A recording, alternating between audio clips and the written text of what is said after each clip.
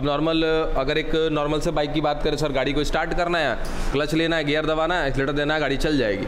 कहना तो आसान है, हम बस कल क्या जान रहे हैं, प्रोसेस जान रहे हैं, सॉरी तरीके जान रहे हैं, उसके प्रोसेस में कहीं ना कहीं क्या होता है, कठिनाइयाँ बहुत ज़्यादा होती है। उसी तरीके से मानो इंसुलिन बनाना था, तो हमको इतना तो पता चल गया ना कि बनाने वाली कोशिका कौन थी, बीटा कोशिका थी, ठीक है। और इस बीटा कोशिका में क्या मिल रहा होगा, देखो इधर ज़रा ध्यान से, कि सर बीटा कोशिका में डीएनए मिल रहा होगा। और ये बात हमने ना, वो कौन सा चैप्टर था, वंशागति का आणविक आधार, वहीं पर हमने ये सब बातें समझी थी। जैसे सर एक सामान्य कोशिका जो मेरे हाथ में मिल रही है, आराम से सुनना कि सर हमारे हाथ में मिलने वाली एक कोशिका है, और एक नॉर्मली क्या है, हमारी बीटा कोशिका है। सर इसमें डीएनए है, बिल्कुल डीएनए है। मेरे हाथ में मिलने वाली सामान्य कोशिका में डीएनए है, बिल्कुल है। सर यहाँ इस कोशिका के डीएनए और इस कोशिका के डीएनए में क्या प्रतिशत का अंतर होगा, 1% का भी कोई अंतर नहीं होगा। जो डीएनए मेरे इस हाथ की कोशिका में मिल रहा है, वही डीएनए कहीं ना कहीं हमारे पैनक्रियाज में यानी कि अग्नाशय में मिलने वाली बीटा कोशिका में मिलता है, सेम टू सेम। बशर्ते होता क्या है कि हर एक कोशिका में पाया जाने वाला डीएनए, उसके अंदर क्या मिल रहा होगा, जीन मिल रहा होगा, और प्रत्येक जीन अपने स्थान पर ही व्यक्त होता है। जैसे अब हाथ की कोशिका में इंसुलिन तो नहीं बनाना है ना, कहाँ पर बनाना है हमें, अग्नाशय की कोशिका में, तो वहाँ पर वो इंसुलिन बनाने वाला जीन काम करेगा, बाकी अदर जगहों पर काम नहीं करेगा। तो सिंपल सा क्या करते हैं, इस्तेमाल में लेते हैं कि उसे बीटा कोशिका में से हमको बनाना है मानव के लिए इंसुलिन। हमको क्या चाहिए सर, ऐसे तो इंसुलिन में होते हैं 3 पॉलीपेप्टाइड चेन, लेकिन एक क्या करता है, उसको निष्क्रिय करता है, तो उसकी हमें ज़रूरत नहीं है, क्योंकि मानव निर्मित तरीके से बना रहे हैं, हमको तो सक्रिय वाला चाहिए। यानी कि कुल मिला जुला करके हमको क्या चाहिए, ए पॉलीपेप्टाइड और बी पॉलीपेप्टाइड, यही दोनों चाहिए। और लास्ट में हमने आपको बताया था ना कि एक जीन एक पॉलीपेप्टाइड बनाता है। वैसे अगर दोनों के दोनों पॉलीपेप्टाइड बन रहे हैं, तो इसका डाटा कहीं ना कहीं हमें कहाँ मिल जाएगा, ह्यूमन मेगा प्रोजेक्ट में मिल जाएगा, ठीक है सर। उस मेगा प्रोजेक्ट में इसकी जानकारी मिल जाएगी कि वो इंसुलिन बनाने वाला जीन कौन सा है जो पाया जा रहा है कहाँ पर, बीटा कोशिका में। अब किसी भी सामान्य व्यक्ति से अब ये सवाल आएगा कि सर कौन देगा अपना जीन, अरे आप ही उस जगह पर होंगे। जैसे सपोज आपको एक काम दे दिया जाता है कि चलो यहाँ पे कोई फंक्शन है, आपको ऑर्गेनाइज करना है। अब वहाँ पे 5 रुपया लगता है, तो लगाने में सोचते हैं क्या, चलो अपने लगा देते पॉकेट से, मैनेज कर जाता है। तो बस वही तरीका है कि वो जीन सामान्य व्यक्ति से निकाल लिया जाता है। सर ए पॉलीपेप्टाइड बनाने के लिए कहीं ना कहीं एक जीन आएगा, दूसरा बी पॉलीपेप्टाइड बनाने के लिए भी क्या होगा, एक जीन होगा। इन दोनों जीन को उठा करके अलग कर लिया जाएगा यहाँ से, और उसके बाद वह बारी बारी से करके प्लाज्मिड के साथ जोड़ देंगे। सर पहला जीन जोड़ेंगे तो क्या बना देगा, ए पॉलीपेप्टाइड बना देगा, दूसरा जीन जोड़ेंगे तो क्या बना देगा, बी पॉलीपेप्टाइड बना देगा। फिर उसके बाद कहीं ना कहीं डाइसल्फाइड बॉन्ड बना करके उन्हें सक्रिय कर दिया जाएगा, काम खत्म हो जाएगा, जिसको हमने कहीं ना कहीं क्या बोला था, ह्यूमोलिन बोला था। ये हो गया था। उसके बाद एक अगला जो टॉपिक था हमारा जीन थेरेपी, याद है अशांति डी सिल्वा, किसकी दिक्कत हो गई थी सर, उसके अंदर एक एंजाइम है, कौन सा, ADA, ये नहीं बन रहा था। अब ये प्रॉब्लम कहाँ से आई, तो सर ये ADA बनाने के लिए कहीं ना कहीं कौन चाहिए, एक जीन चाहिए, ठीक है। और वो जीन कहाँ पर मिल रहा होगा,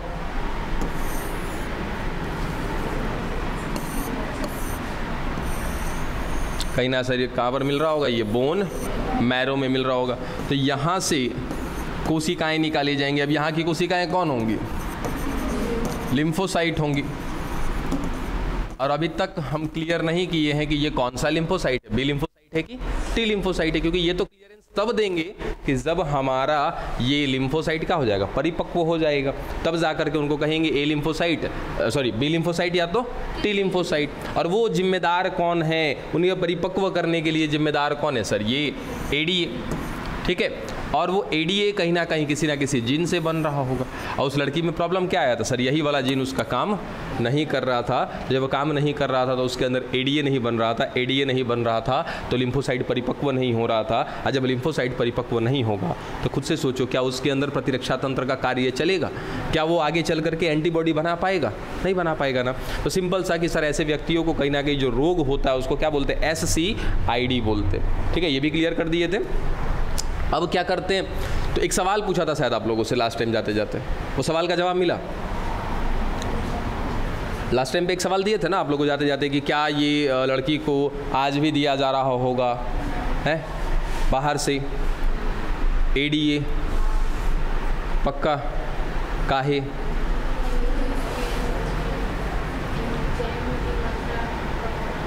जाहिर सी बात है सर दिया जाएगा। अब क्यों दिया जाएगा, वो भी जवाब हमें मिला कि सर अगर उसको नहीं दिया जाएगा तो उसके अंदर कहीं ना कहीं यहाँ पर वो जीन कार्य ही नहीं कर रहा है। इस लिम्फोसाइट में मिल रहा है जो जीन वो कार्य ही नहीं कर रहा है, तो कार्य नहीं कर रहा है तो सिंपल सा एडीए नहीं बन रहा। चलो ठीक है, अब क्या करें, तो सर बाहर से हमें क्या करना होगा, ऐसा लिम्फोसाइट डालना होगा अंदर। हमें सिंबल सुनना कि सर ऐसा लिम्फोसाइट डालेंगे हम लोग जिसके अंदर वो जीन क्या कर रहा होगा, कार्य कर रहा होगा, यानी कि उस जीन में किसी प्रकार की कोई गड़बड़ी नहीं होगी।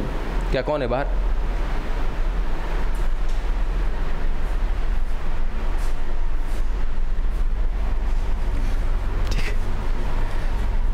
चलो अब आगे सुनो। अब क्या करेंगे, तो किसी एक सामान्य व्यक्ति का चलो सर हड्डी ले ली, हड्डी नहीं मतलब उससे कहीं ना कहीं क्या लेना है हमको, बोन मैरो। उस बोन मैरो में क्या मिल जाएगा, लिम्फोसाइट, और इसके लिम्फोसाइट को चेक कर लिया जाएगा कि सब उसके लिम्फोसाइट में सब कुछ सही है कि नहीं। इन द सेंस कहने का मतलब कि सर ये वाले जीन से हमें मतलब है कि ये वाला जीन बढ़िया से काम कर रहा है कि नहीं कर रहा है। चलो ठीक है सर, देखा हमने काम कर रहा है। अब क्या करेंगे सर, इसके लिम्फोसाइट को निकाल करके प्रवर्धन कराएंगे, प्रोपगेशन कराएंगे। ठीक है, अब प्रवर्धन का मतलब क्या होता है कि एक ऐसा माध्यम जिसमें हम कोशिकाओं की संख्या को बढ़ा सकते हैं। ऐसा संभव है क्या, प्रवर्धन माध्यम संभव है कि सर बाहर हम रख करके किसी कोशिका की संख्या को बढ़ा सकते हैं ना।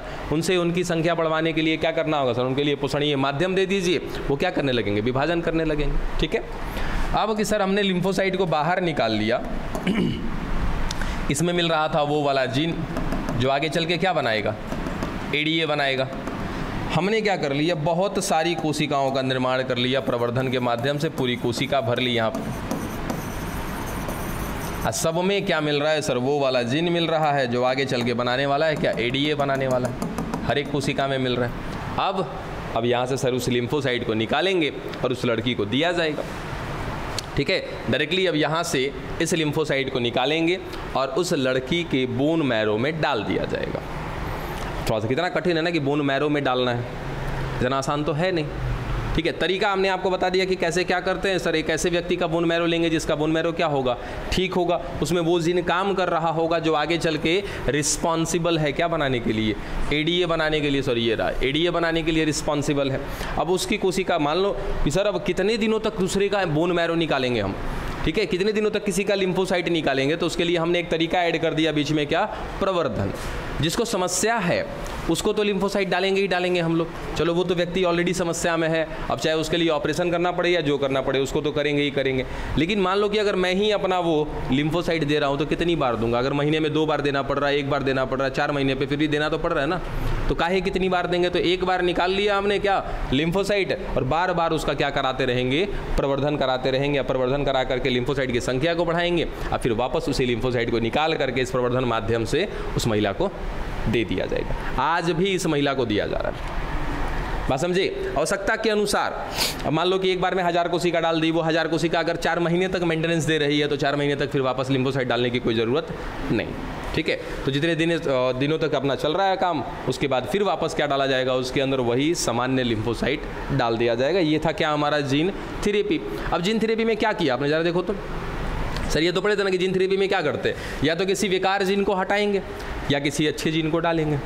वैसा ही काम कर रहे हैं ना यहाँ पे कि सर एक जीन है वो खराब हो चुका है, काम नहीं कर रहा है, वो कोशिका उतनी अच्छी नहीं रह गई है, ठीक है, विकृति आ गई है उसके अंदर, तो हमने क्या किया सर, बाहर से एक ऐसी कोशिका डाली जिसमें क्या मिल रहे हैं, डीएनए जीन मिल रहे हैं, अपने अनुसार हमने जीन डाल दिया, काम करा लिया।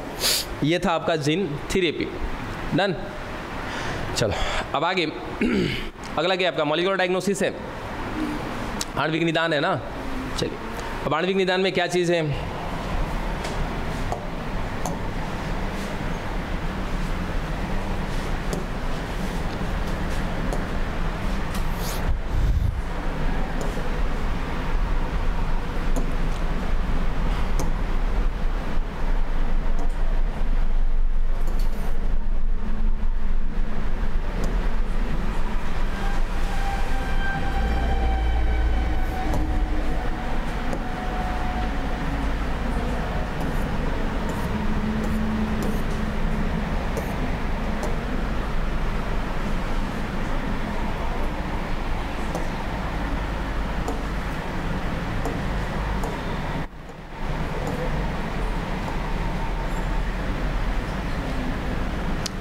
चलिए देखिए,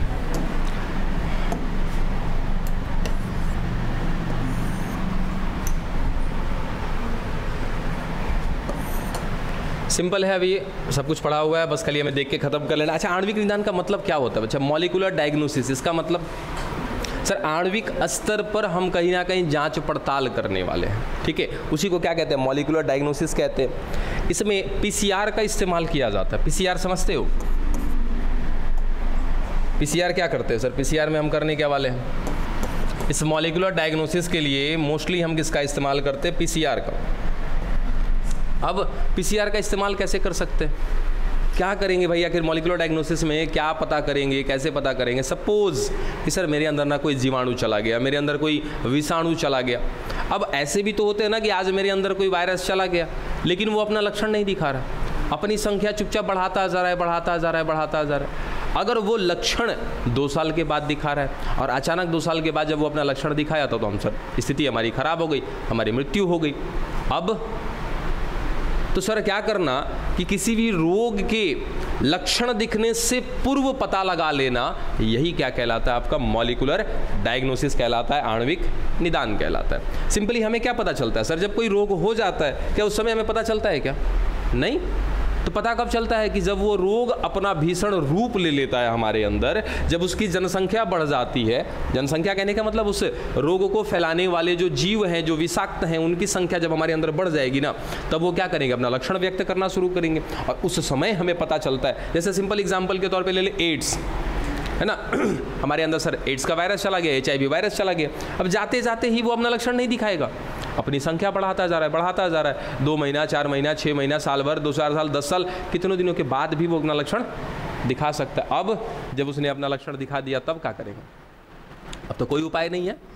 तो क्या करना कि सर किसी रोग से पूर्व या किसी रोग के लक्षण दिखने से पूर्व उसका पता लगा लेना ही क्या कहलाता है? आणविक निदान कहलाता है। चलो ये क्लियर हुआ कि आणविक निदान का मतलब क्या होता है? इस रोग के लक्षण दिखने से पहले उसकी जानकारी प्राप्त कर लेना आणविक निदान कहलाता है। अब सर कैसे पता करेंगे? अब कैसे पता करेंगे? इतना तो जान लिया कि मॉलिक्यूलर डायग्नोसिस है का, लेकिन पता कैसे करेंगे? एनीबॉडी? किसी के दिमाग में आ रहा है? पीसीआर का इस्तेमाल करने वाले हैं हम लोग, इतना तो क्लियरेंस है कि पीसीआर का इस्तेमाल करेंगे, लेकिन कैसे? पीसीआर का इस्तेमाल पढ़ाया ना, तो अरे सोचो, थोड़ा सा दिमाग लगाओ, क्या आखिर पीसीआर का इस्तेमाल कैसे करेंगे यहाँ पर?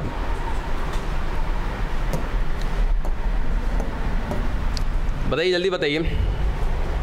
देखो आप बुक में पढ़ोगे तो थोड़ा सा यहाँ पे डिटेल मिल जाएगा आपको, साफ साफ देखिए क्या लिख रखा है। देखिए, रोग जनक जैसे जीवाणु, विषाणु आदि यानी कि कोई भी जीव हो की उपस्थिति सामान्यतः तब पता चलता है जब उसके द्वारा रोग उत्पन्न रोग के लक्षण दिखाई देने लगते हैं। यानी कि सर हमारे अंदर कोई वायरस गया है, कोई बैक्टीरिया गया है, उसका पता तब चलता है कि जब वो अपना लक्षण दिखाना शुरू करता है। उस समय तक रोग जनक की संख्या शरीर में पहले से काफ़ी अधिक हो चुकी है। जब बहुत कम संख्या में जीवाणु या विषाणु हो तब उसकी पहचान पीसीआर के द्वारा न्यूक्लिक अम्ल के प्रवर्धन द्वारा कर सकते हैं। यही चीज़ है मॉलिक्यूलर डायग्नोसिस, लेकिन करेंगे कैसे? बोलो, कुछ नहीं काम कर रहा है तुम लोग का। अच्छा ये बताओ कि पीसीआर है क्या? पीसीआर से करते क्या है आप? एम्प्लीफिकेशन करते हैं हम लोग। एम्प्लीफिकेशन मतलब सर किसी की संख्या बढ़ाना। किसकी संख्या बढ़ाते हैं? डीएनए की संख्या बढ़ाते हैं। चलो ठीक है सर, हमारे अंदर से डीएनए को निकाल लिया गया। चल ये रहा भाई डीएनए हमारा। अब यदि वो सर हमारा डीएनए होगा तो क्या उसकी पहचान करना आसान है? किसी जीवाणु या विषाणु के डीएनए की पहचान करना आसान है? पहचान तो कर लेंगे ना सर। बहुत सारे टेक्निक है कि अगर ये मेरा डीएनए है और इसके बाजू में एक और डीएनए बना देते हैं, ये कह देते हैं सर ये एक वायरस का डीएनए, तो क्या इतना टेक्नोलॉजी है ना हमारे पास कि हम पता कर लेंगे कि ये हमारा डीएनए है या किसी दूसरे जीव का डीएनए है? संभव है ना? ठीक है, अब सर अब क्या करने वाले हैं कि हम अपने डीएनए पर डाल देंगे क्या? रेडियोधर्मी पदार्थ। धर्मी बोलते हैं, सॉरी, रेडियो सक्रिय पदार्थ। ठीक है, अब रेडियो सक्रिय पदार्थ अगर हमने डाल दिया, सोचो सर इसमें हमने डाल दिया रेडियो सक्रिय पदार्थ। ठीक है, अब इसी के साथ जुड़ा होगा सपोज उस जीवाणु का या उस विषाणु का कहीं ना कहीं डीएनए जुड़ा हुआ है, क्योंकि जो हमारा डीएनए मिलेगा वो कहीं ना कहीं कैसा होगा सर, क्रोमैटिन होगा, पूरा का पूरा क्या होगा, जाल होगा।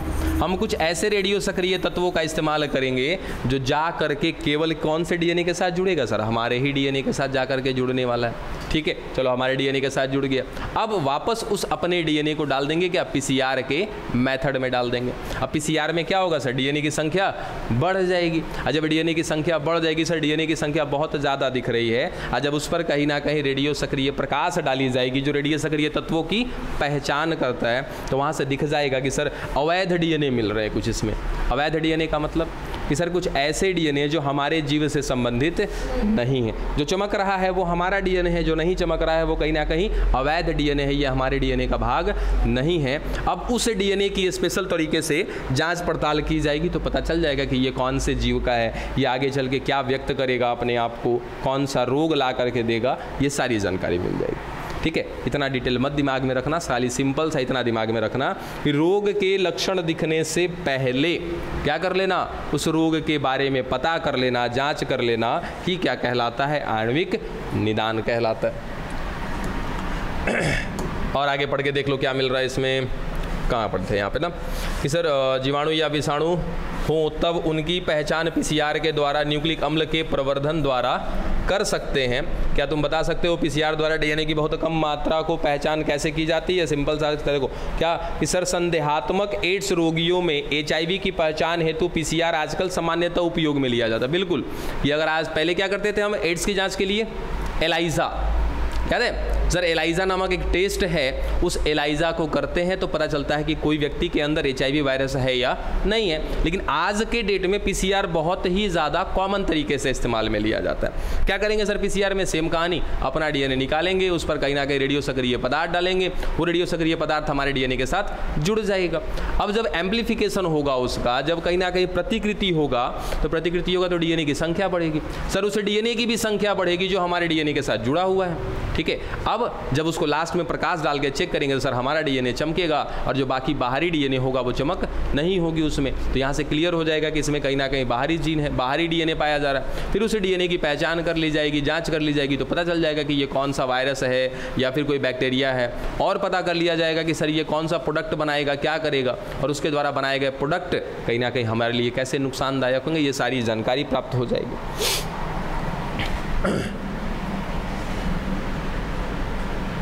देखो और लास्ट में मिल जाएगा आपको कहीं ना कहीं सर डीएनए या आरएनए की एकल श्रृंखला में एक विकिरण सक्रिय अणु, वही आ गई बात कि सर विकिरण सक्रिय पदार्थ जुड़ करके कोशिकाओं में क्लोन में अपने पूरक डीएनए को संकरित होते हैं। यानी कि कहीं ना कहीं जब हम पीसीआर करा रहे होते हैं, उसमें जब डाल दिया जाएगा हमारा कहीं ना कहीं क्या आपका रेडियो सक्रिय पदार्थ, तो वो क्या करता जाएगा सर, अपने डीएनए की संख्या बढ़ाता जाएगा।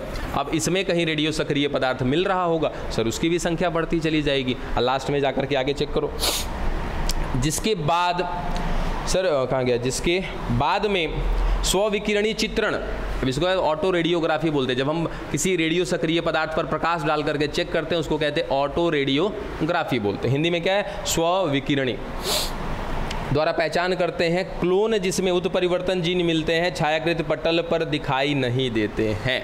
यानी कि जहाँ पर सर हम छायाकृत पटल का मतलब कि जहाँ जिस सीट पर हम प्रकाश डाल रहे हैं ना, उस पर सर वो डीएनए दिखाई नहीं देगा जो अवैध है, जो बाहरी डीएनए। डन, इसमें ज़्यादा कुछ आपको दिमाग में नहीं लगाना।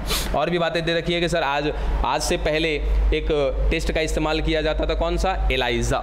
ठीक है, लेकिन आज के डेट में इस एड्स का पता लगाने के लिए ज़्यादातर हम किसका इस्तेमाल करते हैं, पीसीआर का इस्तेमाल करते हैं। फिर अगला जो आपका टॉपिक है पारजीवी जंतु। ठीक है, पारजीवी जंतु या इसी को क्या बोलते हैं, ट्रांसजेनिक एनिमल बोलते हैं। ये वर्ड मैं बहुत पहले ही बता चुका हूँ कि पारजीवी जंतु का मतलब क्या होता है कि सर एक ऐसा जीव, चलो मान लिया जाए कि सर ये एक कोशिका है, इस कोशिका के अंदर मिल रहा है इसका डीएनए, और सर इसका डीएनए बना रहा है आपका ए पॉलीपेप्टाइड, बी पॉलीपेप्टाइड, सी पॉलीपेप्टाइड। वो वाला ABC नहीं है, बस ऐसे हमने एग्जाम्पल के तौर पे ले लिया कि इस कोशिका का सामान्य काम क्या है सर, 3 पॉलीपेप्टाइड बनाना। लेकिन हमने क्या किया, इस कोशिका के अंदर इसके DNA के साथ कुछ सर DNA और बढ़ा दिया, कुछ जीन एक्स्ट्रा डाल दिए हमने। अब क्या कर रहा है कि सर ये हमारा जीन भी व्यक्त हो रहा है और यहाँ से D पॉलीपेप्टाइड और E पॉलीपेप्टाइड बन रहा है। अब सोचना आराम से कि क्या इस जीव का, इस कोशिका का काम था क्या ये बनाना? नहीं, लेकिन हमने अपने तकनीक के मदद से इसके अंदर कुछ ऐसे बाहरी जीन डाल दिए और वो बाहरी जीन क्या कर रहे हैं सर, अपने आप को व्यक्त कर रहे हैं, उत्पाद बना रहे हैं। तो अब ये कोशिका या ये जीव क्या कहलाएगा, पारजीवी जंतु कहलाएगा। ठीक है, या ट्रांसजेनिक जीव बोलते हैं इसको। ऐसे जंतु जिनके DNA में परिचालन द्वारा, परिचालन यानी कि ट्रांसफर करने के द्वारा एक अतिरिक्त बाहरी जीन व्यवस्थित होता है जो अपना लक्षण व्यक्त कर रहा होता है, ऐसे जीव को क्या कहते हैं, पारजीवी जंतु कहते हैं। ठीक है, अब मेरे अंदर कोई जीन अगर डाल दिया जाए, मेरा जैसे एक एग्जाम्पल के तौर पे लेंगे रोजी गाय, रोजी गाय। हालांकि सर बहुत सारे पारजीवी जंतु को तैयार किया गया, हमारे बायोटेक्नोलॉजी की मदद से बहुत सारा पारजीवी जंतु तैयार किया गया, जिसमें लगभग 98% कौन है, चूहे हैं।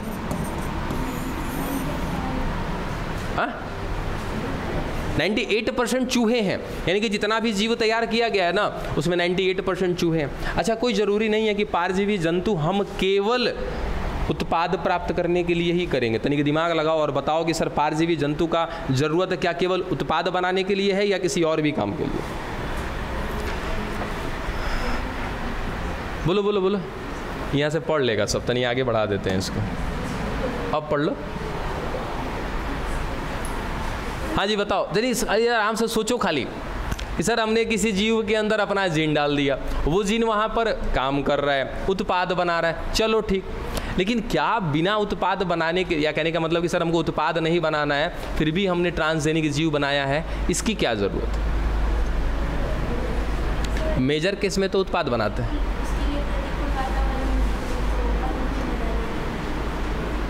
ऐसा कुछ नहीं, सिंपल सा सवाल कि क्या उत्पाद बनाने के लिए ट्रांसजेनिक जंतु बनाए जाते हैं या इसके अलावा भी कोई कारण है?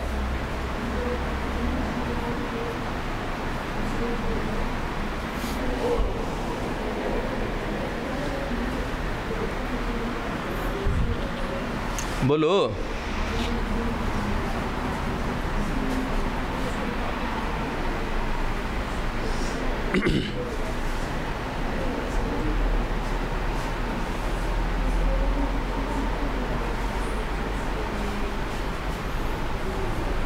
नहीं, दिमाग काम कर रहा है। हाँ, खाद्य श्रृंखला से यहाँ पे क्या मतलब है बच्चा? अभी खाद्य श्रृंखला का तो यहाँ कोई लेना देना नहीं है।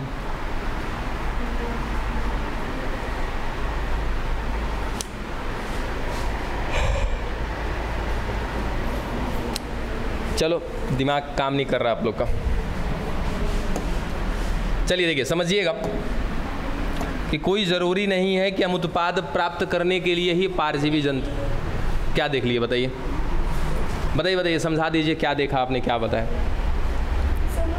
बुक देखे ना, बताइए क्या समझ में आया? क्या ही फ़ायदा ऐसा समझ करके जब आप बता ही नहीं सकते हैं, तो खाना बना लिया लेकिन खिला नहीं सकते, क्या फ़ायदा? चलो अब आप सुनो आराम से। सर रोजी गाय को भी देखेंगे हम लोग, ठीक है, और रोजी गाय क्या है, क्या करती है, ये भी चीज़ देखेंगे। फिलहाल अभी बात किया कि सर जितने भी हमारे पास ट्रांसजेनिक जंतु हैं, यानी कि कहने का मतलब कि सर बहुत सारे जीव हैं हमारे पास, उनकी संख्या मान लिया जाए कि सर 1000 हमने क्या प्राप्त किया है, बायोटेक की मदद से ट्रांसजेनिक जंतु बनाए। ठीक है, अब ट्रांसजेनिक जंतु का मतलब सर एक ऐसा जीव जिसके अंदर हमने क्या डाला है, बाहरी जीन डाला हुआ है, वो बाहरी जीन वहाँ पर काम कर रहा होगा। चलो ठीक है, तो सर इस 1000 की बात करें जिनमें सर 98% क्या चूहे हैं। अब बनाया क्यों? अरे एग्जाम्पल लिया, एग्जाम्पल कि अगर 1000 हमारे पास परजीवी जंतु हैं, उनमें से 98% क्या है, चूहे हैं। समस्या इससे हटा लो, सिंपल सा खाली याद रखना कि ज़्यादातर हमारे पास चूहे हमने बना के रखे हैं। अब सर ट्रांसजेनिक जीव बनाया है, पहला पॉइंट तो समझ में आता है कि उससे उत्पाद प्राप्त करेंगे। चलो ठीक है, उत्पाद प्राप्त कर लिया। दूसरा क्या रीज़न है ट्रांसजेनिक बनाने का? टेस्टिंग के लिए। ये लाइन समझ में आया? मान लो कि सपोज अभी कोरोना का टीका बना था, ठीक है, कोविड-19 का टीका बना था। अब क्या वो टीका डायरेक्टली इंसान पर इस्तेमाल किया गया था? नहीं सर, पहले चूहे पे इस्तेमाल में लेते हैं। अब सोचो कि इस चूहे को लैब में तैयार किया गया, इसको क्या बोलेंगे? ट्रांसजेनिक चूहा बोलेंगे। जिसको हमने तैयार किया उसको मार सकते हैं, हमारा अधिकार है, ठीक है। और हालांकि चूहे को मारना बहुत आम बात है, इसमें कोई दिक्कत वाली भी बात नहीं है। किसी इंसान पर डायरेक्टली अगर आप टेस्ट कर लोगे और उसका कहीं साइड इफेक्ट दिख गया, कहीं कुछ हो गया, बड़ी प्रॉब्लम हो जाएगी। अब सवाल ये कि सर चूहे पर डाला हमने, चूहे पर सक्सेसफुल रहा तो डाल देंगे इंसान पे? नहीं, फिर भी नहीं डालेंगे। पहले चूहे पे डाला, चूहे में कुछ ऐसे जीन डाले होंगे, आराम से सुनना, जैसे क्या हो रहा है, सपोज कि किसी व्यक्ति को कोरोना वायरस ने क्या कर दिया? इन्फेक्ट कर दिया, संक्रमित कर दिया। उस व्यक्ति की पहले जांच करेंगे, ठीक है। लॉजिक समझना क्या है? उस व्यक्ति की पहले जांच किया और पता लगाया कि वो कोरोना वायरस उस व्यक्ति के शरीर में जाकर के कहाँ पर प्रॉब्लम क्रिएट कर रहा है, ठीक है। सपोज कि वो कोरोना वायरस जा करके किसी व्यक्ति के अंदर किसी एक जीन को प्रभावित कर रहा है, ठीक है। अब कोई एक जीन कौन प्रभावित होगा भाई, उसके बारे में पता लगा लिया, ठीक है। वो व्यक्ति मर गया या जैसा भी, उसे मतलब नहीं, हमने उस रोग से संबंधित ये बात का पता लगा लिया कि वो वायरस जा करके उस व्यक्ति के अंदर क्या कर रहा है, ठीक है। अब मान लिया जाए कि सर उसके अंदर एक जीन मिल रहा था, एक्स जीन, और इस एक्स जीन को जा करके प्रभावित कर रहा है कौन? Corona virus. अब सर ई वाले एक्स जीन को किसी सामान्य व्यक्ति से निकाल लिया जाएगा, ठीक है, और उस एक्स जीन को डाल दिया जाएगा किसमें? चूहे में। अब सर चूहा कैसा हो गया? परजीवी हो गया। अब सर उसके अंदर कुछ वैसा ही जीन हमने डाला है जो हमारे अंदर मिल रहा था। अब क्या करेंगे? इस चूहे के अंदर सर और परिवर्तन करेंगे, ठीक है, और उसके बाद फिर कहीं ना कहीं इस चूहे को हमने जो वैक्सीन बनाया है कोरोना का, उस वैक्सीन को डाल देंगे। सर उस टीका को पहले क्या किया हमने? इसके अंदर ला करके वो वाला एक्स जीन जोड़ दिया। अब उसके बाद हम क्या बना रहे हैं? टीका बना रहे हैं। सर टीका बनाया, अब लग रहा है कि नहीं हमने टीका बना लिया है। अब क्या करेंगे? सर इस चूहे को ये टीका भी दे देंगे। अब ये टीका किसके लिए था?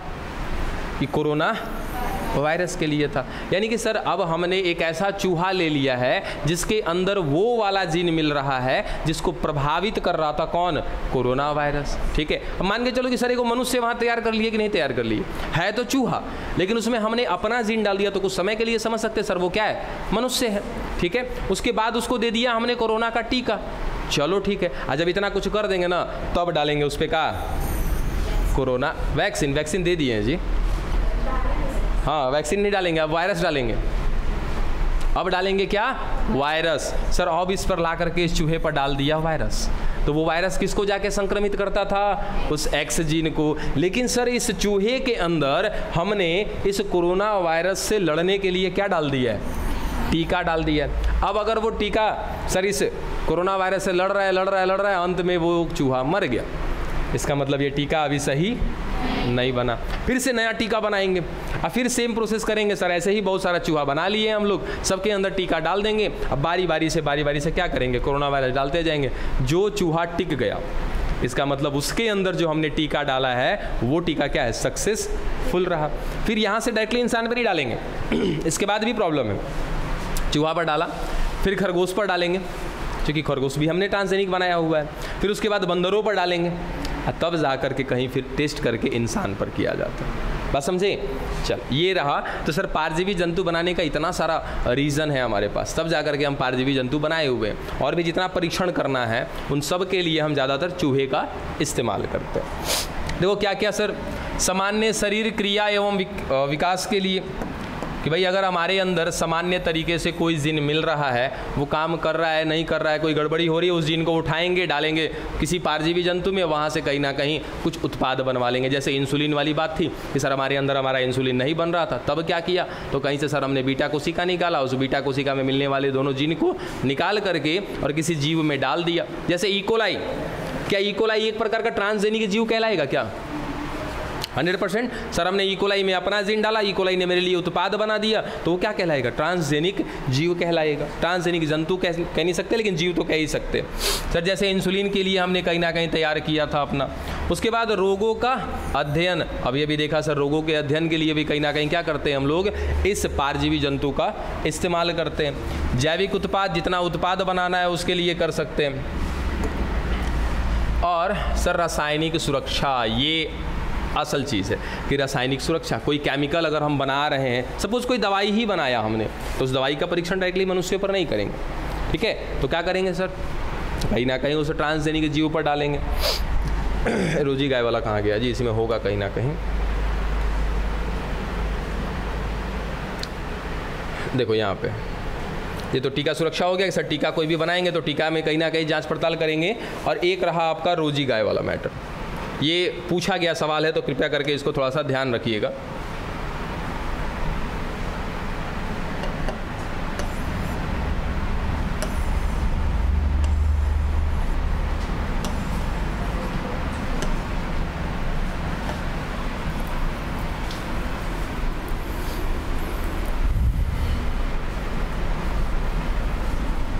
अच्छा देखो एक चीज़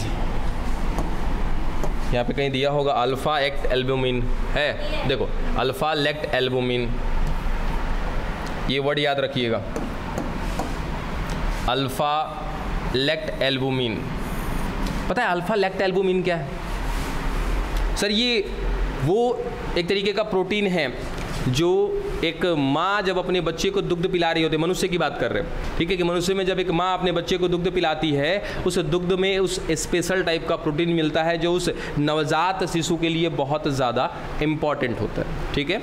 अब अल्फ़ा लेक्ट एल्बुमिन गाय में नहीं मिलता, भैंस में नहीं मिलता, ठीक है। यानी कि सर वो दूध, यदि गाय और भैंस का दूध अगर हम एकदम छोटे से बच्चे को पिला रहे जिसका आज में जन्म हुआ है, वो उसके लिए किसी प्रकार से विकासप्रद साबित नहीं होगा, यानी कि उसके शरीर के विकास के लिए वो इम्पॉर्टेंट नहीं। हाँ, उस बच्चे की भूख मिट जाएगी, वो एक अलग की बात है, लेकिन उस बच्चे के शरीर के विकास के लिए वो सही नहीं है। तो एक ऐसी रोजी गाय तैयार की गई है जिसको ट्रांसजेनिक गाय आप बोल सकते हैं, जिसके अंदर कहीं ना कहीं वो जीन डाला गया है। देखिए इस दुग्ध में मानव अल्फ़ा लेक्ट एल्बुमिन मिलता है जो मानव शिशु हेतु अत्यधिक संतुलित पोषक तत्व, ठीक है। तो क्या किया गया सर, वो जीन को ला करके उस गाय के अंदर डाल दिया गया। अब उस गाय का जो दुग्ध बनेगा, उस दुग्ध में क्या मिलेगा? अल्फ़ा लेक्ट एल्बुमिन मिलेगा, यानी कि सर मानव जैसा दुग्ध बना दिया कि नहीं बना दिया, ठीक है। तो सर प्रोडक्ट लेना है उसके लिए भी हम तैयार करते हैं ट्रांसजेनिक जीव। किसी प्रकार का कोई जांच पड़ताल करना है उसके लिए भी करते हैं, कोई केमिकल का जांच करना है उसके लिए भी ट्रांसजेनिक जीव का इस्तेमाल करते हैं, कोई टीका बनाया है उसके लिए भी करते हैं। ऐसे बहुत सारे कारण हैं। अब एक सवाल आता है सर नैतिक मुद्दे। अब नैतिक मुद्दे का मतलब कोई बताएगा? नैतिक मुद्दा क्या है? बोलो।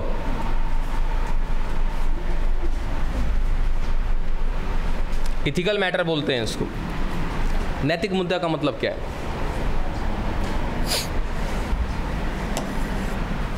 बोलो जी। अरे किसी का दिमाग कुछ नहीं काम करता है कभी भी, हम जब भी बोलते हैं कुछ नहीं बता पाते हो। नैतिक मुद्दा माने क्या?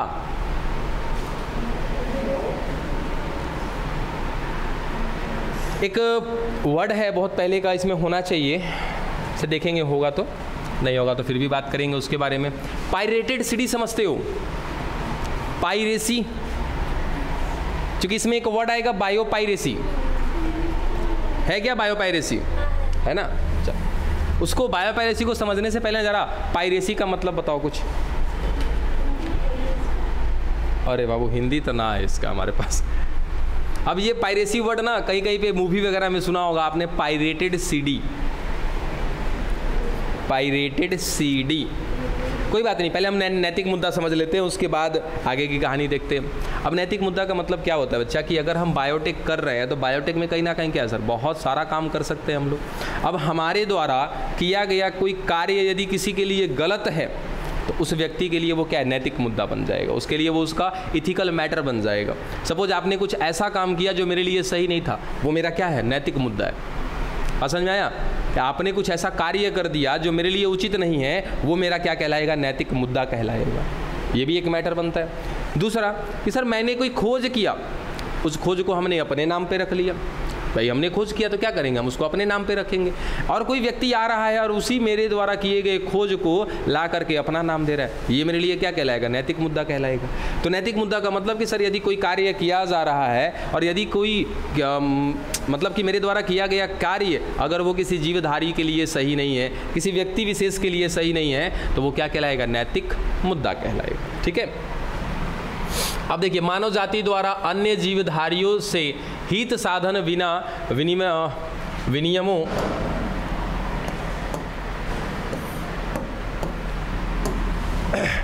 आ गया विनियमों के और अधिक नहीं किया जा सकता है। यानी कि सर कोई अगर उत्पाद ही हम बना रहे हैं तो इतना ज़्यादा नहीं उत्पाद बना देना है, इतना ज़्यादा कार्य नहीं कर लेना है कि जो मानव हित के लिए सही न हो, तो अत्यधिक मात्रा में नहीं कर सकते। सभी मानवीय क्रियाकलापों के लिए जो जीवधारियों के लिए सुरक्षात्मक या सहायक हो, असुरक्षात्मक या सहायक हो, उनमें आचरण की परख के लिए कुछ नैतिक मापदंडों की आवश्यकता है। ऐसे मुद्दों में नैतिकता से इनमें जैव वैज्ञानिक महत्व भी है। जीवों के आनुवांशिक रूपांतरण के तब अप्रत्याशित परिणाम निकल सकते हैं जब ऐसे जीवों का पारिस्थितिक तंत्र में संविष्ट कराया जाए। ये भी देखिए एक बात थोड़ा सा घुमा करके है। जैसे मान लीजिए कि सर हमने ना कुछ ऐसा जीव बना दिया जिसको बोल दिया ट्रांसजेनिक, ठीक है, इसका मतलब हमने उसके अंदर अपना जीन डाल दिया और वापस अब उस जीव को ला करके रख देते हैं अपने परिवेश में। ठीक है सर, हमने एक बंदर तैयार किया, सिंपल सा एक बंदर तैयार किया ट्रांसजेनिक, और उसको लैब में तैयार करने के बाद, बंदर को लैब में नहीं तैयार कर रहे सर, बंदर के अंदर कुछ ऐसे जीन डाल रहे हैं हम लोग। ठीक है, अब उसके बाद उस बंदर को ला करके डाल दिया मनुष्यों के बीच में या फिर इस परिवेश में डाल दिया। अब अगर वो बंदर आ करके कुछ यहाँ पर उग्र मचा रहा है, मतलब कि कुछ ऐसा काम कर रहा है जो दूसरे जीवों के लिए सही नहीं है, क्या पारिस्थितिक तंत्र समझते हैं सभी लोग? पारिस्थितिक तंत्र, चूंकि अगला चैप्टर आपका वही है और ये हिंट कर दिया आपको कि कहीं ना कहीं आपका अगला चैप्टर क्या मिलने वाला है, पारिस्थितिक तंत्र मिलने वाला है। इसका मतलब क्या होता है पारिस्थितिक तंत्र का, कि सर एक एरिया है, वहाँ पर मिलने वाले बहुत सारे जीव हैं और वो सारे जीव मिलकर के एक साथ कार्य कर रहे हैं। अब एक साथ क्या लगता है कि सर हम बहुत सारे जीवों के साथ जुड़े हुए हैं क्या? सर बिल्कुल बहुत सारे जीवों के साथ जुड़े हुए। सिंपल सा ले लो, लैक्टोबैसिलस के साथ भी आप जुड़े हुए हो। सर लैक्टोबैसिलस क्या करता है, हमारे फायदे के लिए काम करता है। लैक्टोबैसिलस ना हो तो थोड़ी सी प्रॉब्लम तो होगी। ठीक है, यानी कि आसपास रहने वाले जीवों से कहीं ना कहीं तात्पर्य तो है हमारा। मान लो कि आपने ट्रांसजेनिक बंदर तैयार किया और इस बंदर को ला करके इस सामान्य वातावरण में डाल दिया, ये बंदर दूसरे जीव को नुकसान पहुंचाने लगा, ये भी क्या कहलाएगा, नैतिक मुद्दा कहलाएगा। तो थोड़ा ध्यान रखना होता है। इसलिए भारत सरकार ने ऐसे संगठनों को स्थापित किया है। अच्छा, और एक चीज़ है कि सर बायोटेक का इस्तेमाल करके हम क्लोन बना सकते हैं क्या? क्लोन जुड़वा आसानी से बनाया जा सकता है। अगर कोई वैज्ञानिक इसे परिपूर्ण है अपने कार्य में तो कोई भी व्यक्ति का वो जुड़वा बना सकता है। अब सर इसकी निगरानी कौन करेगा? मान लो एक स्कूल है सर, उस स्कूल में टीचर तो हैं, प्रिंसिपल नहीं है, तो सारे टीचर क्या करेंगे, अपने मन का काम करेंगे। इसीलिए गवर्नमेंट ने कहीं ना कहीं इतना खतरनाक टेक्नोलॉजी है, इसकी निगरानी के लिए कुछ संगठन बनाए हैं। अगर आपको कोई जांच पड़ताल करना है, पहले उस संगठन में जाना होगा, जा करके अपना प्रोजेक्ट बताना होगा। आपको प्रोजेक्ट का या फिर आपके प्रोजेक्ट का जब तक अप्रूवल नहीं मिल जाता तब तक आप जाँच पड़ताल नहीं कर सकते। एक टाइम लिमिट होगा, इतने समय में आपको कर लेना है अपना जांच पड़ताल, इससे ज़्यादा नहीं करना है जांच पड़ताल। और यदि कोई खतरनाक जांच पड़ताल होगा ना, तो उसके लिए वो कमेटी अपना आदमी भेजेगी आपके साथ। जैसे एक एग्जांपल ले लो, ये रोड बन रहा है, ठीक है, अब ये रोड बनवा कौन रहा है? सर गवर्नमेंट बनवा रही है। बना कौन रहा है? मजदूर, या चलो सर किसी ने टेंडर ले लिया, ठीक है। अब अपने आप को मैं कहता हूँ कि सर मुझे गवर्नमेंट से टेंडर आया था कि ये रोड बनाना है, मैंने वो टेंडर डाल दिया, वो टेंडर मुझे मिल गया, यानी कि अब रोड बनाने का ठेका मुझे मिल गया। मैं तो नहीं बनाऊंगा, क्या करूंगा सर, अपने अंदर बहुत सारे इंजीनियर्स को रखूंगा, बहुत सारे वर्कर को रखूंगा, वो काम कर रहे होंगे। लेकिन अब गवर्नमेंट ने दिया है हमको 5 करोड़ से रोड बनाने का, हम क्या कर रहे हैं कि 2 करोड़ में रोड बना करके क्लियर कर दे रहे हैं। अब इसका जाँच कौन करेगा? इसका जांच कौन करेगा? तो गवर्नमेंट क्या करेगी ना कि अपने 2-4 लोगों को यहाँ भेजेगी, ठीक है, कि हम जो मटेरियल तैयार कर रहे हैं, जो ढलैया के लिए मसाला तैयार कर रहे हैं, उसमें कुछ कमी तो नहीं कर रहे हैं। ठीक है, रोड बनाने से पहले उसकी पिचिंग की जाती है, कई बार पिचिंग की जाती है। जैसे सिंपल एग्जांपल आप ही देख लो, अभी तक इस पर रोड क्यों नहीं बना दिया गया? नहीं बनेगा अभी, अभी जब तक ये पिचिंग करके पूरा मिट्टी बैठ नहीं जाता है, फिर उसके बाद एक लेयर की पिचिंग की जाएगी, फिर उसके बाद ये गिट्टी कंकड़ वगैरह डाले जाएंगे, फिर उसकी पिचिंग की जाएगी, फिर उसके बाद कोलता डाल के फिर पिचिंग की जाएगी, तब जा करके ढलैया किया जाएगा। अब सर मैं तो ठेकेदार हूँ, गवर्नमेंट ने मुझे काम दे दिया, मैं तो अपने मन का करूँगा। नहीं, उसके लिए गवर्नमेंट ने कहीं कहीं क्या किया है सर, बहुत सारे संगठनों का स्थापना किया है। उस संगठन के लोग क्या करते हैं, इन सब चीज़ों की जांच करते हैं। जैसे कि GEAC सर एक संगठन है, जेनेटिक इंजीनियरिंग अप्रूवल कमेटी। इनकी आप ऐसे जेनेटिक इंजीनियरिंग का मतलब कि सर अगर आप आनुवांशिक पदार्थ के साथ कुछ जोड़ रहे हैं, कुछ हटा रहे हैं, ये तो शुरुआत का ही वर्ड था इस चैप्टर का, उसी को क्या कहते हैं सर, जेनेटिक इंजीनियरिंग करते हैं। एक ऐसी कमेटी है, एक ऐसी संस्थान है जो जेनेटिक इंजीनियरिंग के लिए आपको अप्रूवल देती है। अप्रूवल मतलब कि हिंदी में क्या कहते हैं उसको, अनुमति देती है। हाँ बिल्कुल, उसको क्या देगी, अनुमति देगी। आपको कार्य करना है कि नहीं करना है, इस बात की जानकारी इन्हीं के पास है। आनुवांशिक अभियांत्रिकी संतुष्टि समिति, वो और थोड़ा सा हिंदी नाम दे दिया उसका, जो कि GM अनुसंधान संबंधित कार्यों की वैधानिकता तथा जन सेवाओं के लिए GM जीवों की सन्निवेश की सुरक्षा आदि के बारे में निर्णय लेती है। सर अगर मैं GMO, याद है आप लोग को, जेनेटिकली मॉडिफाइड ऑर्गेनिज्म, कि अगर आप कोई एक ऐसा जीव तैयार कर रहे हैं जिसके अंदर आप अपना जीन डाल रहे हैं, तो वो सही है या नहीं है, वो देखने के बाद ही आपको अप्रूवल दिया जाएगा। उसके बाद एक और वर्ड सर, ये पेटेंट एकस्व, इसका मतलब क्या, तो बीच की लाइन छोड़ा, आप पढ़ के खत्म कर लेना, इसमें कुछ है नहीं। जैसे देखो कहाँ पढ़ ही देते, कहाँ गया, ये हो गया। जन सेवा, जैसे कि आहार एवं चिकित्सा स्रोत हेतु में जीवों के रूपांतरण उपयोगिता, जो इनके जीवों के लिए अनुमत एकस्व की समस्या उत्पन्न हुई।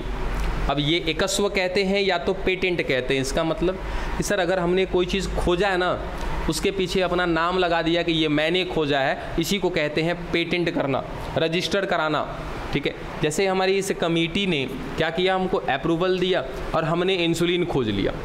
अब सर उस इंसुलिन को लेकर के अपने पूरे प्रोजेक्ट के साथ जाएंगे इसी कमेटी में, और ये कमेटी क्या करेगी, उस प्रोडक्ट को मेरे नाम पर लिख देगी।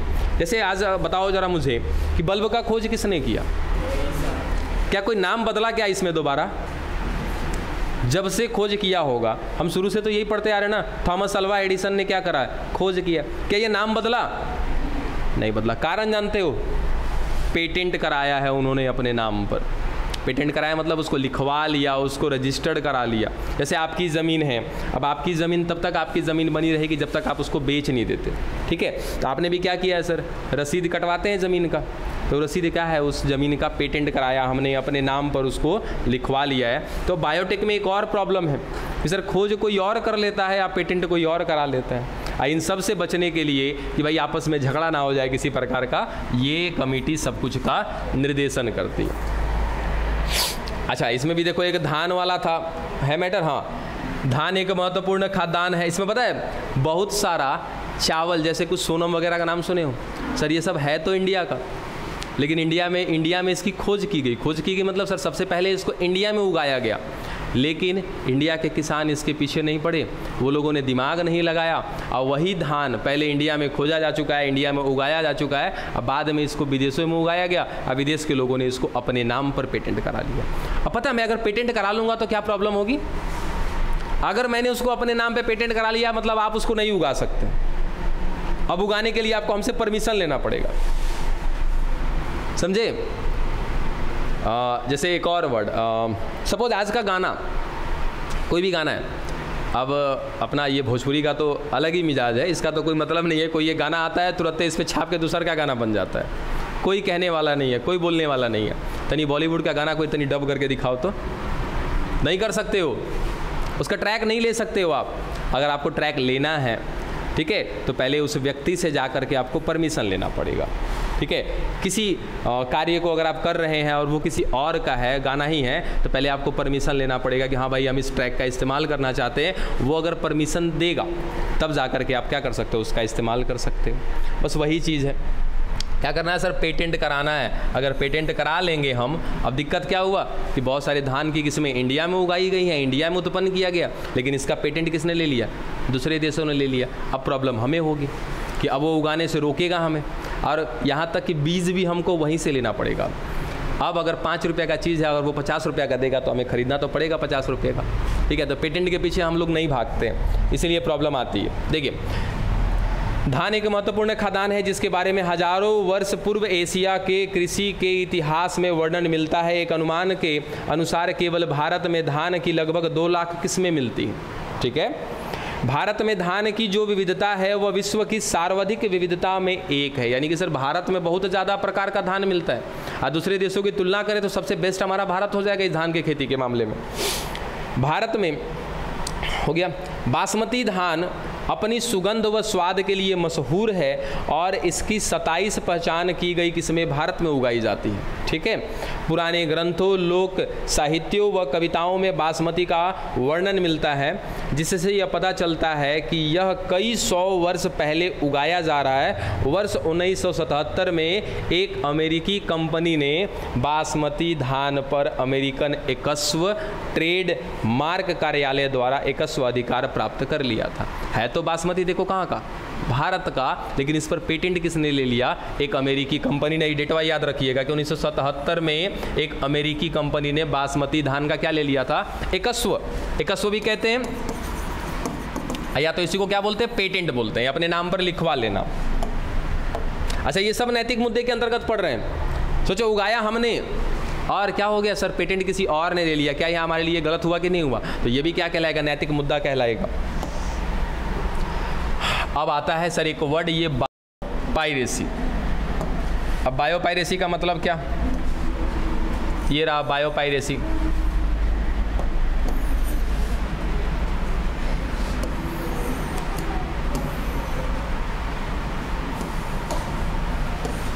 अरे ये क्या हो गया जी?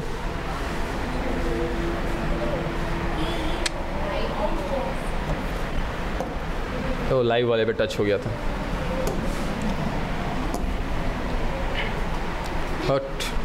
हाँ जी, जल्दी बोलो। बायोपायरेसी खत्म करो आज इसको। लो, आपको पढ़ने के लिए दे दिया था, ये पढ़ के बता दो बायोपायरेसी क्या है।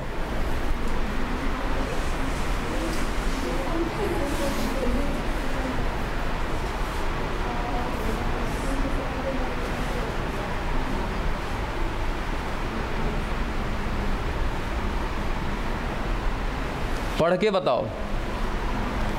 यहाँ से पढ़ना है, यहाँ से।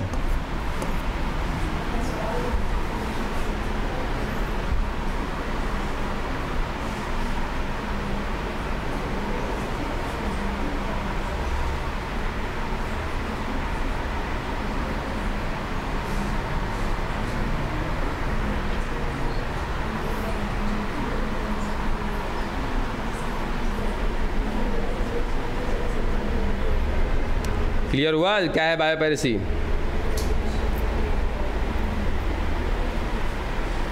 कौनो काम के नहीं है। तू लोग चोर भी अच्छा नहीं है। तू लोग को चोरियों करने के लिए दिया जाएगा तो चोरी नहीं होगा। तू लोग से क्या फ़ायदा है? चोरी करनी भी एक कला है, वो भी ना हो रहा है तू लोग से।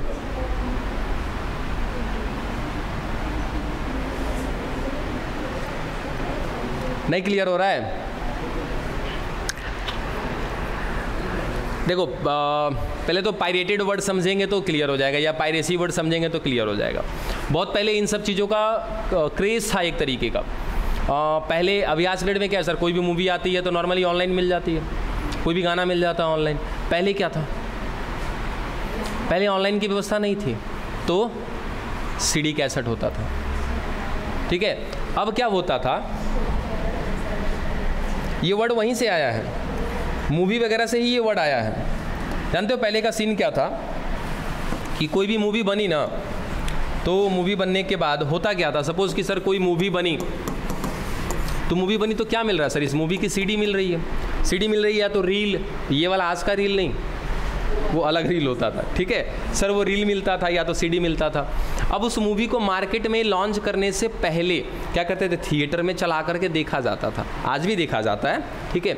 लेकिन होता क्या था कि उसे थिएटर में चलाने के दौरान उस मूवी की रिकॉर्डिंग कर ली जाती थी, ठीक है। अभी जैसे मान लिया जाए कि सर ये 1 अगस्त का मैटर है कि 1 अगस्त को थिएटर में मूवी देखी जा रही है, ठीक है। और सपोज़ 18 अगस्त को क्या करना है? लॉन्च करना है इस मूवी को मार्केट में। अब मैटर कहाँ पे आ गया सर, बीच में 8 या 18 दिन का गैपिंग है ना, इस 18 दिन में क्या कर लिया जाएगा कि इस मूवी का कहीं ना कहीं एक कॉपी बना लिया गया, और कॉपी बना करके है वो मूवी मेरी, लेकिन किसी और ने क्या किया, थिएटर में चलाने के दौरान उसकी कॉपी बना ली, रिकॉर्डिंग कर लिया, और दूसरे क्या कर दिया सर, सीडी के माध्यम से 18 तारीख से पहले ही मान लीजिए कि 15 तारीख को मार्केट में सेल कर दिया सीडी। अब प्रॉब्लम किसको हो गया सर, पैसा कमाना था मेरे को, मूवी था मेरा, हम 18 तारीख को लॉन्च करते तब ना उससे पैसा कमाते, लेकिन उससे पहले ही मार्केट में ये मूवी लॉन्च हो गई, तो कोई और पैसा कमा गया, क्या इससे मेरी हानि हुई कि नहीं हुई? ठीक है, तो यही कहलाता है क्या बच्चा, पायरेसी कहलाता है। अब ये वर्ड जुड़ा है किसके साथ सर, बायो पायरेसी। ये बायो किसके लिए है सर, जैव के लिए, जीवों के लिए। अगर मैंने बायोटेक की मदद से कुछ प्रोडक्ट बनाया हुआ है और उस प्रोडक्ट का जैसे कि एक आपने बताया था ना आपको कि सर हमारे तेल संसाधन हैं, कहाँ से निकाले जाते हैं, कच्चा तेल कहाँ से निकाला जाता है, समुद्र से निकाला जाता है। समुद्र से निकालने के दौरान उस कच्चा तेल का कुछ तेल की मात्रा उस समुद्र के पानी में रह जाती है। तो अब क्या किया गया, तो सर बायोटेक की मदद से कुछ ऐसे बैक्टीरिया तैयार किए गए, कुछ ऐसे जीव तैयार किए गए जिनको हम उस समुद्र के पानी में डाल देंगे। अब वो क्या करेंगे सर, वो लिपिड का पाचन कर लेते हैं, तो वो जीव क्या करेगा सर, लिपिड का पाचन कर लेगा। चलो ठीक है, अब ये जीव, ये बैक्टीरिया मान लो बनाया किसी अमेरिकन कंपनी ने, ठीक है, अब अमेरिकन कंपनी ने बनाया और हमें पता है भैया तुम्हारे पास वैज्ञानिक है तो हमारे पास भी तो वैज्ञानिक है, ठीक है, आप अगर ऐसा बना सकते हैं और जानकारी मिल गया कि अमेरिका ने एक ऐसा जीव बनाया, एक ऐसा बैक्टीरिया बनाया जिसको डाल देते हैं हम लोग समुद्र में, और वो बैक्टीरिया क्या करेगा सर, समुद्र में जितना भी तेल फैला हुआ है उस सब तेल को खा जाएगा, सब तेल का पाचन कर देगा, पानी क्या हो जाएगा सर, साफ हो जाएगा। ये जानकारी हमें मिल गई। भारत ने भी क्या किया, सेम कहानी कर दी, भारत ने भी अपने वैज्ञानिकों को इस्तेमाल में लिया और ऐसा ही बैक्टीरिया बना दिया।